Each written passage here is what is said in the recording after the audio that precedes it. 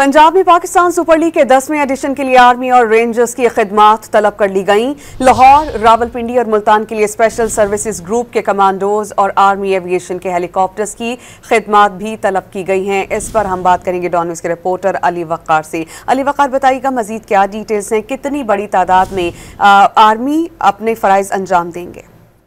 हाँ जी बिल्कुल, Pakistan super league का जो 10वां एडिशन शुरू होने वाला है, चंद दिन ही बाकी हैं। उसकी सिक्योरिटी को फुल प्रूफ बनाने के लिए महकमा दाखिला पंजाब ने लाहौर, रावलपिंडी और मुल्तान में जो मैच होने हैं पाकिस्तान सुपर लीग के, उसके लिए वफाकी हुकूमत को दरख्वास्त भेजी है कि उनकी सिक्योरिटी यकीनी बनाने के लिए पाकिस्तान आर्मी और रेंजर्स के जो दस्ते हैं उनको तैनात करने की इजाजत दी जाए। इसके लिए लाहौर, रावलपिंडी और मुल्तान के लिए रेंजर्स के एक एक विंग और आर्मी की दो कंपनियों की खिदमात तलब की गई हैं।